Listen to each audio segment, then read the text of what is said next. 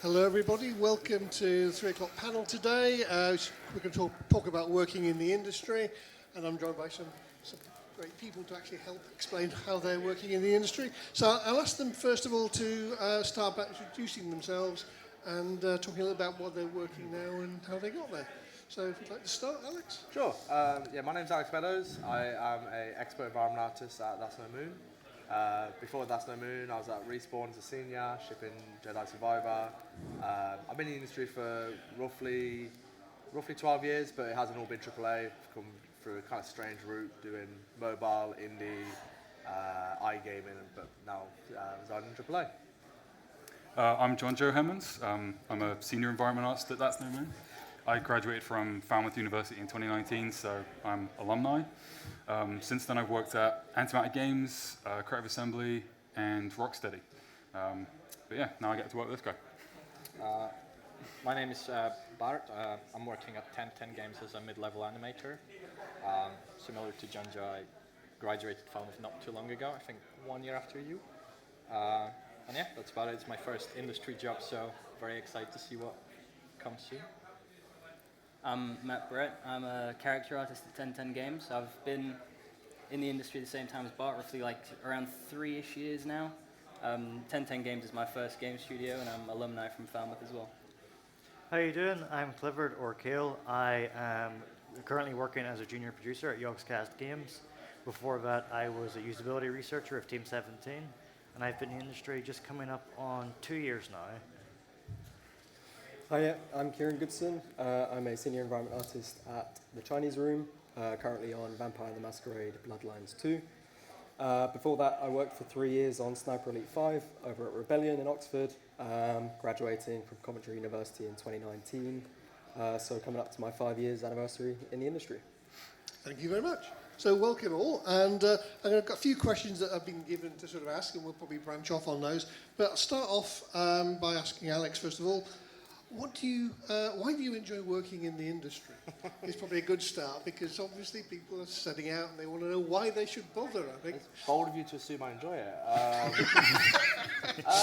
It's honestly, like, it sounds like a cliche, but it's being able to like really push yourself, and like it isn't easy. I think that's the one thing I would say. It's not easy. It's really stressful most of the time, and you're always trying to put out a fire or solve a problem.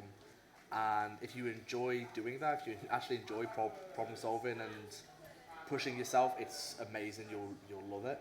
But it is it's non-stop. Like I don't mean that in a negative way. It's just you'll solve one problem and then you'll get a new JIRA come through, which is like, well, you got a new problem to solve, and it's like, great, that's the one I'll work on. And seeing the product at the end, like all these annoying little tasks you didn't want to do, come together to make a great game is like a very rare experience to get. Yeah, it's really what I like about it. Thank you. Yeah, it's a good thing. How about you? Well, it's hard to say, really. I mean, I think I got into it because I wanted to create something for myself, really. I enjoyed playing games myself. I wanted to give people the experiences that I had growing up. I do want to express myself and hopefully touch some people in the industry, give them some fun experiences. Okay, thank you very much. So for me, I kind of just always enjoyed being creative, and I couldn't really see myself working like a different job, so I had to just go into games. And also, like similar to Jonjo, I just really enjoyed playing games throughout my whole life, and like being able to work on something that's going to give other people the similar experience, like it's just amazing. And also just it's really cool that the games industry is a fairly social workplace as well, because you have to chat with people. That's something really nice, because you'll go ask about like, oh, what do we need to do for this animation, like what's the design, then you also start chatting about random stuff, so that's like, it doesn't really feel like work even, especially if you enjoy doing like your thing. So yeah, it's great. I worked in the industry a long time ago, and it's like finding your own tribe. It's really nice that people that you work with. So I know exactly what you mean by that. So Matt, how about you? Well, the only thing I really enjoyed doing when I was young was drawing, and then as I got older and I kind of did more with technology, that branched out into sculpting and modelling through college, and I just kind of took it up from there. And Yeah, I just enjoy making characters. It's the main thing I do, and the fact that the industry is so social and like there's all these things that we get to go to and these events and just how social the workplace is, as Bart said before. It's just overall super enjoyable for me. Cliff? I think it's because I don't think there's anything else I could ever work on I could care about as much. I grew up playing games, and it's always been like it's something I just fell in love with. I cut my teeth in IT, and I was like, that's fine. It's still computers. I still enjoy it, but there's never going to be anything that will match the same level of like joy in my heart as shipping a good product. Seeing people's reviews being like, I love this game, or this game is so addictive I can't put it down. This game is amazing, and it's just that surge of positive emotion and seeing something you've worked on like really resonate with people. I don't think any other, at least for me, any other industry could ever match that. In a professional context, I think it could only be got within games. It's that release of an object, isn't it? And Yeah. you see what other people think, which is Yeah. really a driving force. Yeah. And Kieran? For me, I came close to pursuing film and editing instead, but I chose games because they shaped me growing up.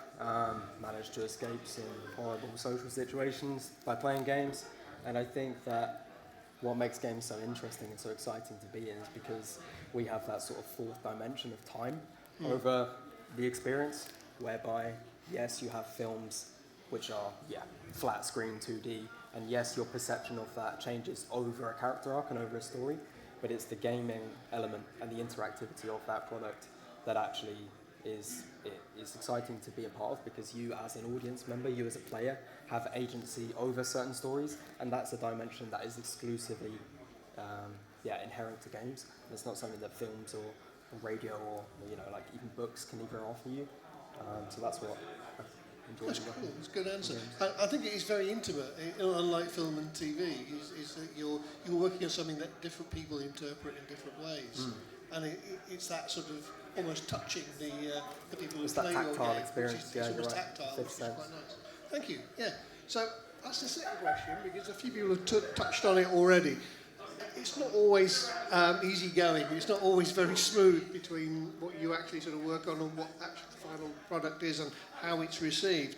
So similar thing, but same sort of thing, but what challenges have you actually faced while you've been working on a game? And that might involve working from home or working actually within the studio, or how well things have been received as well. That would be interesting to know. I think one thing which is like, especially for creators, is it's an industry which is different to others for the sake of any creative industry really. Like it's pure passion, and to the detriment of the artist, because you are always going to want to make something better. Yeah. Like I had an old art director and he said it stuck with me. It's like your art's never finished. You could always polish it. You could always make it bigger. You could always make it better. And the hardest thing has been as an artist, especially as you like progress and you get more and more responsibility, you can't let your own artistic ego get in the way of the product. You have to say stop at some point.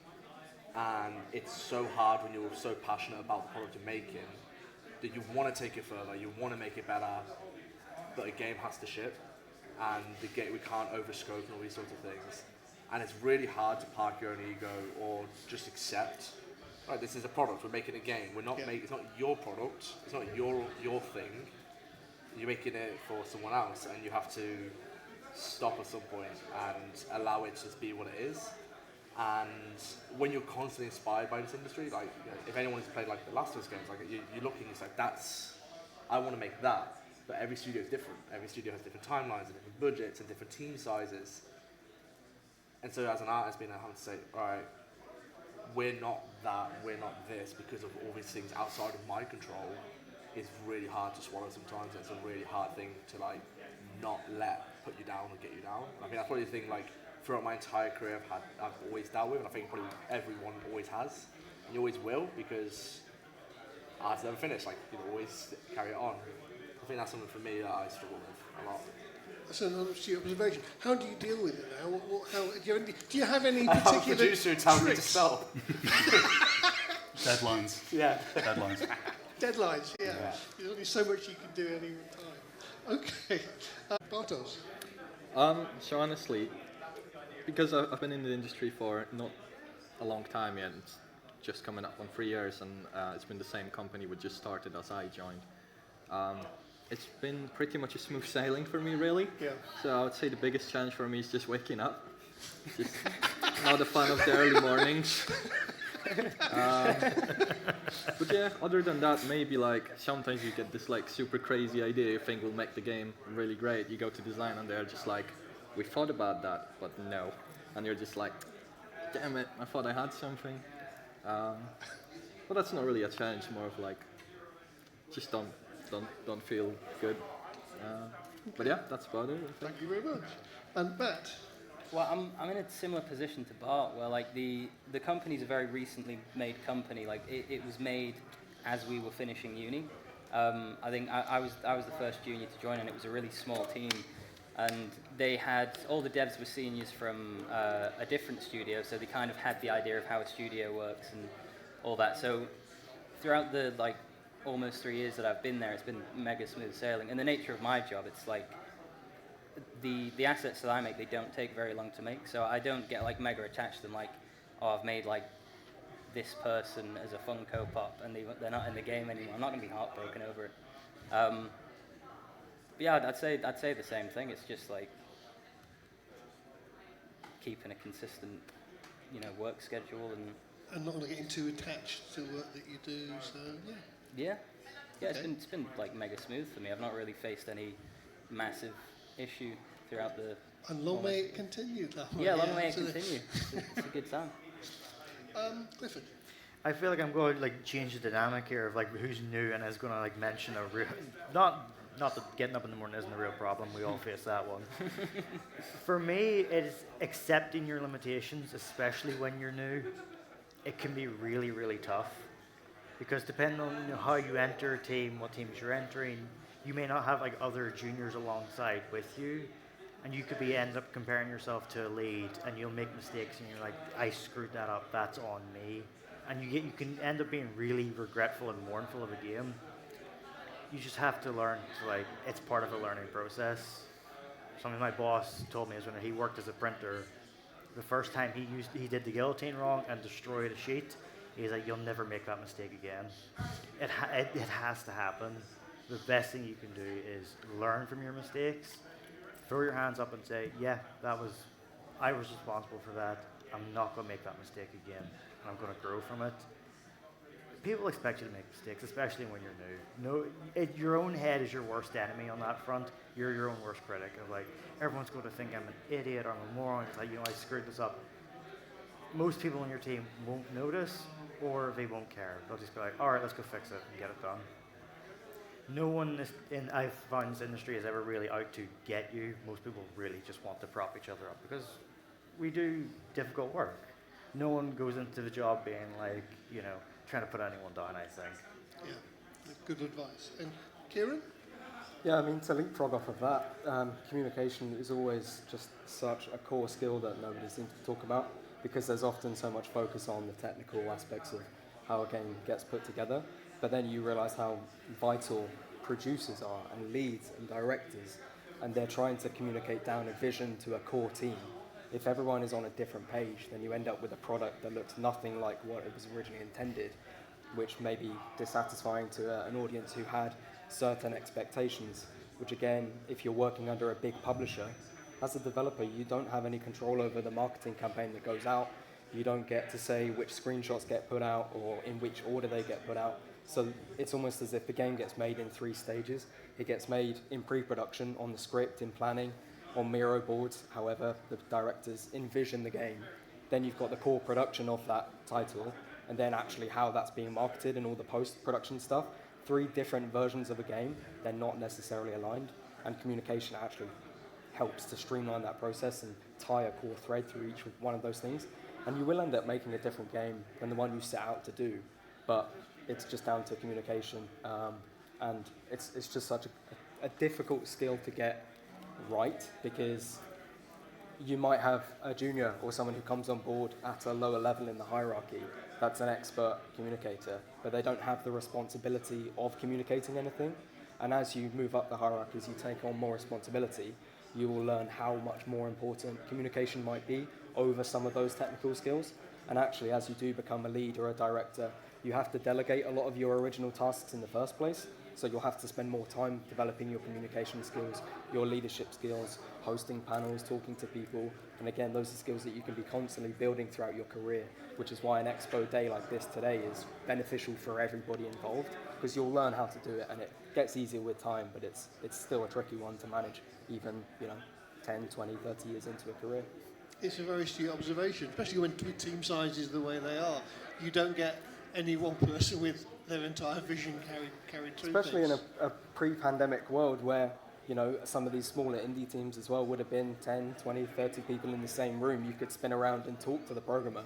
Yeah. It's much more difficult to do nowadays. You've got teams. And I feel like that's a bit of a scapegoat that studios tend to put out, which is, this project was a failure because we had the pandemic and everybody had to switch on to Teams and virtual communication platforms, but ultimately as an individual it's you that has to take responsibility. Yeah. And if there's been a miscommunication, like you were saying, you have to put your hands up and say, look, I slipped up there and this is how I'm going to make it right in this situation, and this is how we should do things moving forward.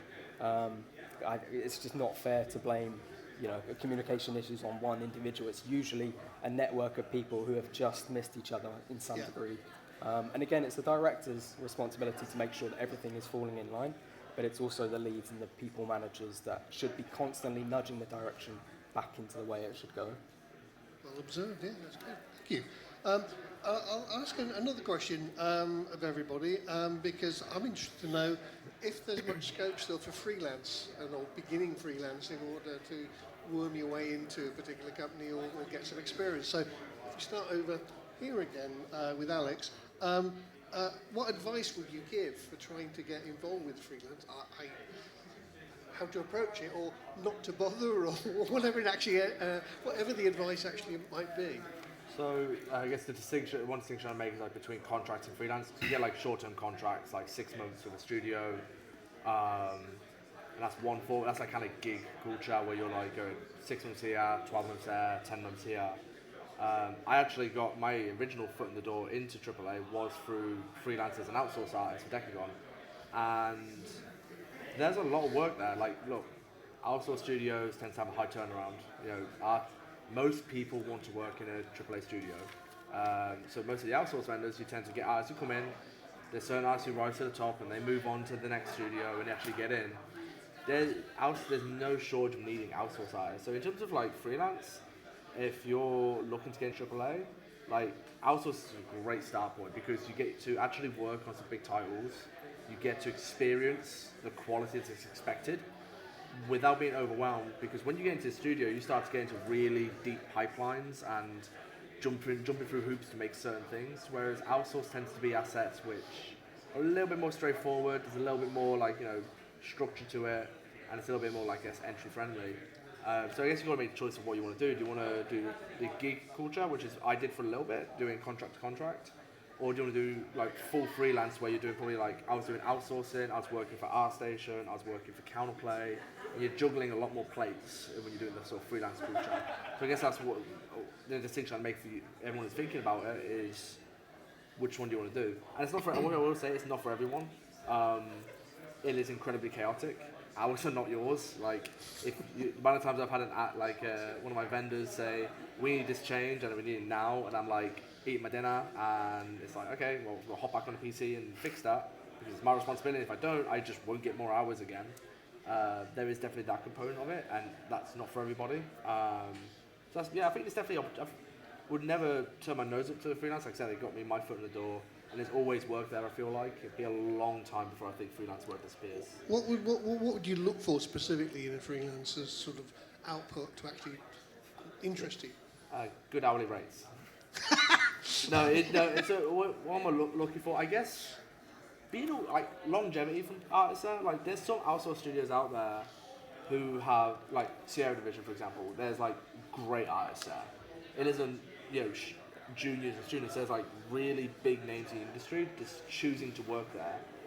That's a huge green flag, because you go, oh, you choose to work there rather than who I also have the capacity to work at Naughty Dog, and they've chose to work at this company. You go, okay, there's something here. So I think if you know the names there of like there's reputable artists at that studio, it's a huge green flag. And then the flip side of that, if you go there and there's not a single name you know, and you don't know the founder and you don't know anybody, probably a little bit of a red flag. They'll probably be, we work with Epic, we work with these people, we work with these people, but there's no reputable names. There's a little bit of like, okay, I should be a little bit concerned here.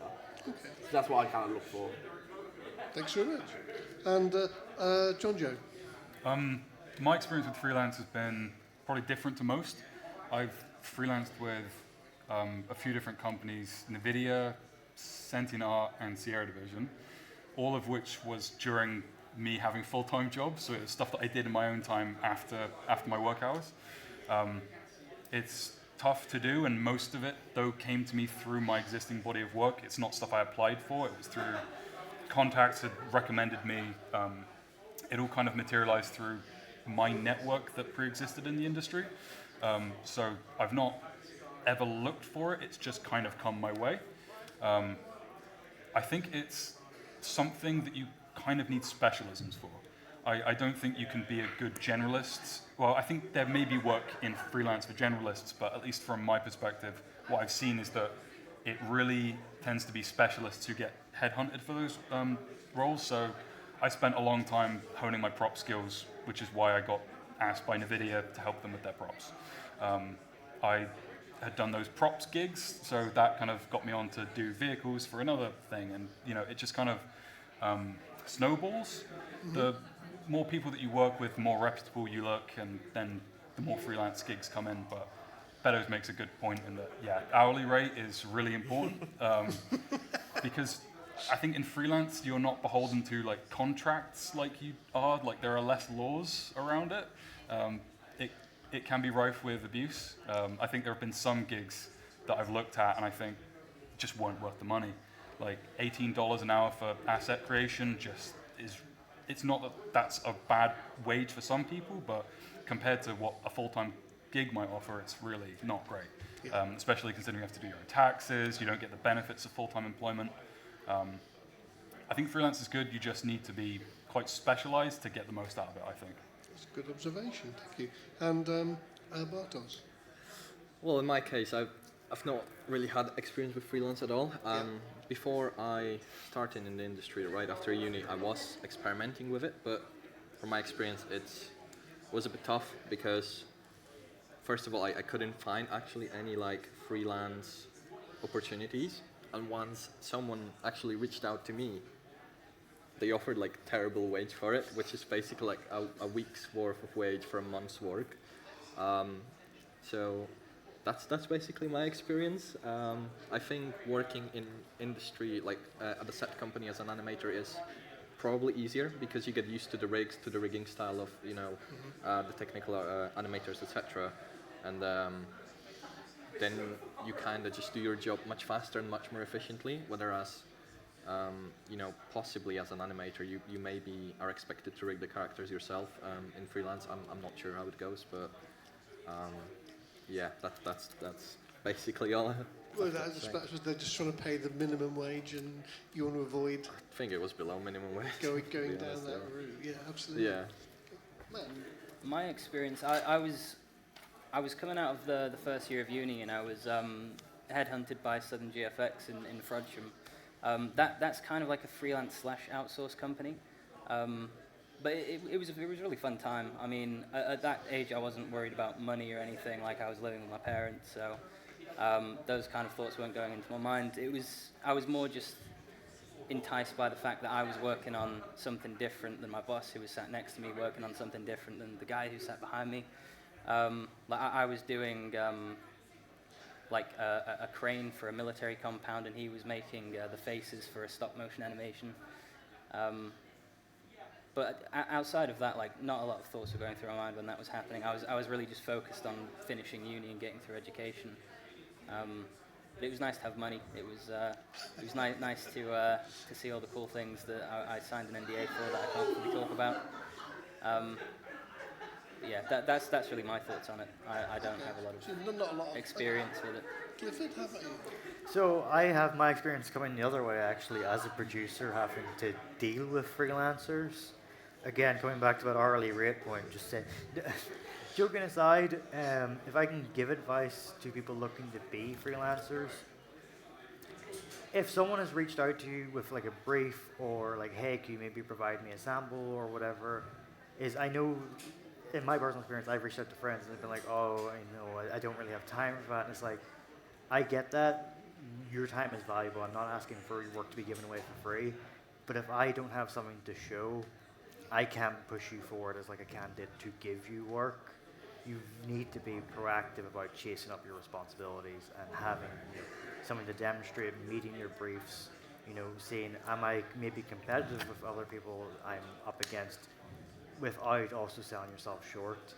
The biggest one I can push for is like be proactive. There's so many times I've reached out to people like, hey, I remember you from university. You did really good work for either audio or art, 2D assets or whatever. I need that for a current game. Can you get me something? And they're like, yeah, I'll get that back to you.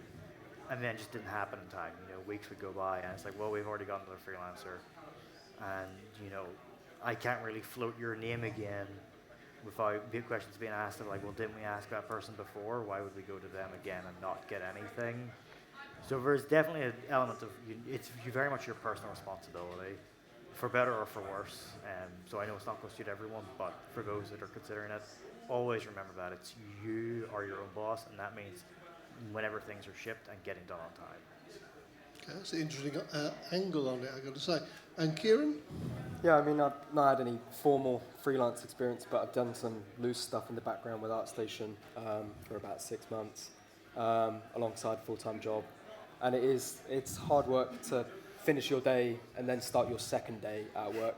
But I think to take it on full-time, especially in the current climate that the industry is in at the moment, you just have to be exceptionally organised and proactive, like you were saying. You can't hide underneath a studio name or even necessarily background experience. It will be, you are only as good as your last thing that you did. And especially if you're freelancing, your reputation is going to matter the most. And in order to get and secure further work as a freelancer, you're going to have to maintain those relationships moving forward. It's not just a case of slipping into that work and then getting the next thing, because there's no guarantee that there's going to be a constant stream of clients or income in that respect. Again, I think I recommend everyone gets involved with that sort of thing, but just know that it's a different mindset, and there are kind of, if you value the security and predictability of a full-time job, then by all means don't go and freelance, because that can be a very chaotic world to be involved in if you're not ready or prepared for that way. Okay, thank you. Good observations, and I'll expand a little bit on that. Not just the freelance work, but it'd be nice to think you would join a company and have a forever job that you would actually sort of have. But we all know at some point you're going to want to move on at some point. And so how do you equate that with your personal development? How do you equate that with when you decide it's time to move on? What are you looking for? Perhaps you don't want to say it, but what are you looking for in your next stage of your career? What would compel you to move on? I think, unfortunately, this kills me to say, I had a conversation with a colleague about this, which is, I think a skill set which game developers need is to be able to read the room and see the writing on the wall of, oh, okay, that's gone wrong, that person left, this is going wrong, this might be somewhere I want to leave and I don't want to be around. I've done jobs in the past where I've been there for 6 months and realised I made a bad choice and I've decided to leave pretty quickly. You're not beholden to stick by your bad decisions. We all make bad choices sometimes, and I think being honest with yourself to go, oh, I chose to come to this place, or I'm at this place which I care deeply about, and I'm seeing things go wrong which I think are wrong. And there's also there's certain people you'll meet in the studios who are kind of like the pillars. They're not higher ups, not leadership, just artists who are workhorses. They do their job, they're quiet, or they're good positive energy, and suddenly you notice that person's the one complaining, and it's the sort of the alarm bell. Well, you never complain. why, oh, okay, something's actually wrong here. Like, this person's worried, I should be worried. So I think this skill set, which is very important to learn, is reading the room and just understanding, oh, these are markers for something that's potentially not good right now. Right. I know that's driven a lot of my career, like seeing, for example, like, you know, there's big colleagues at past studios who are incredible. They were promised promotions and they're great and they literally carry productions. And then the game ships and it's like, oh, sorry, you can't have your promotion. And that's for me, I'm like, well, I know that the whole company knows this person carried a team and they've not been rewarded. And then the other person doesn't get rewarded. And then this, and you're like, oh, okay, something's amiss here. I maybe should look elsewhere. And I've been very lucky because I've made relatively smart choices and I've noticed that. And I feel that's why I've been relatively successful, is because I've been able to dodge bullets.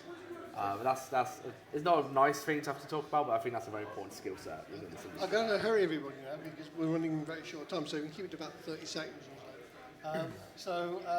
Jonjo, same thing, but concise. Yeah. Right. There's so many reasons. You want a promotion and the company that you're working with doesn't have the space for it, or they refuse to give it to you. You're not happy with where the project's heading. You're maybe not enjoying the culture fit of the team. You want to try something new. You thought it'd be better than the job's turned out to be. Or an amazing opportunity has appeared that you just can't say no to with people that you really want to work with. All good choices. Bartosz. I mean, similar to Jonjo, it's all about like, there's a ton of different factors, right? There's, you know, the money, the ambition, like you might just get bored of the project, you might want the promotion, etc. So I don't think there's much else to add to this. No, to be honest. I get. There's a pattern for me. Yeah. So yeah, no, that's good. Matt. Yeah, sometimes it's just art style. Like, you know, say you're working on a realistic project, but you're a stylized artist. It's just about having the discipline to keep working on those stylized projects outside of work to keep those skills sharp. And yeah, just kind of working towards getting that job that you want, that you're comfortable in, that, you know, you may have just got a job to get your foot in the door, sorry. But yeah, just discipline outside of work to have that set time of day where you are working towards those goals. Thank you. And Clifford? Sometimes you just make a bad read on a position. I know whenever I joined usability at Team 17, I went into it with very different expectations of what would actually be done. There was nothing inherently wrong with the team fit or the culture, or even the role. It just wasn't what I wanted or what I needed. And sometimes you just have to bite the bullet and say, I made a mistake, and you know, it isn't what I thought it was going to be, and isn't what I need. And you just have to step away. And it's best to do that sometimes. Thank you. And finally, Kieran, quickly. Yeah, new skills, new people, new projects that you're more interested in working in. But sometimes the grass isn't always greener on the other side, and you have to be the change you want to see in the world, because ultimately, studio culture is the culmination of individuals at a company, and when those cultural pillars leave, that's when things start getting shaky. Great answer. Thank you very much. So thank you all. Much appreciated. Some good answers to some interesting questions. And I was going to answer just one final thing is that remember to vote. The machines are available. You've got 15 minutes to vote. I think the cut-off is 4 o'clock. You'll use your wristbands to vote. So go away and vote. Thank you.